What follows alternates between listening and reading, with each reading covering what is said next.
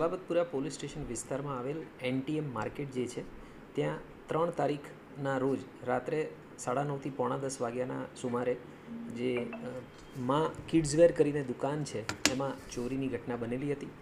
5 તારીખે સોમવારે સવારે જ્યારે તેના માલિકે દુકાન ખોલી અને એમના ધ્યાનમાં આવ્યું ત્યારબાદ એમણે 14,70,000 રૂપિયાની આ જે ચોરી છે એની ફરિયાદ આપેલી હતી।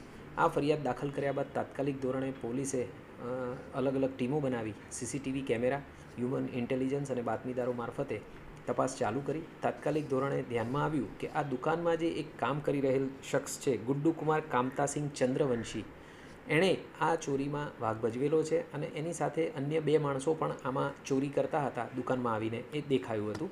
આ સીસીટીવીના આધારે તપાસ કરી અને ત્યારબાદ આ જે ગુડ્ડુકુમાર છે એનું ઘર ગોડાદરામાં છે। પોલીસ ત્યાં આગળ પહોંચી અને ત્યાંથી માહિતી મેળવી અને એ પોતાના વતન ઝારખંડ જઈ રહ્યો હતો એવી બાતમી મળતા તાત્કાલિક ટ્રેસિંગ કરી અને એની પાછળ પોલીસની ટીમો લાગી ગઈ હતી અને એને મધ્યપ્રદેશમાંથી ગુલાબગંજ ખાતેથી ચાલુ ટ્રાવેલ્સમાંથી જ ત્યાં આગળથી પોલીસે પકડી પાડેલો હતો। નજીકના પોલીસ સ્ટેશન લઈ જઈને એની પૂછપરછ કરવામાં આવી અને એની પાસેથી આજે 14,70,000 પૈકીના 6,86,100 રૂપિયાની રિકવરી કરવામાં આવી।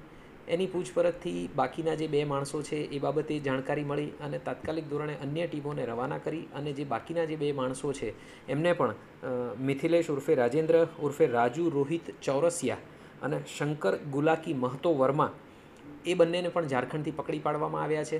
એમની પાસેથી રોકડા 3,27,000 રૂપિયાની રિકવરી થયેલી છે અને આ પૈકી જે શંકર ગુલાકી મહતો છે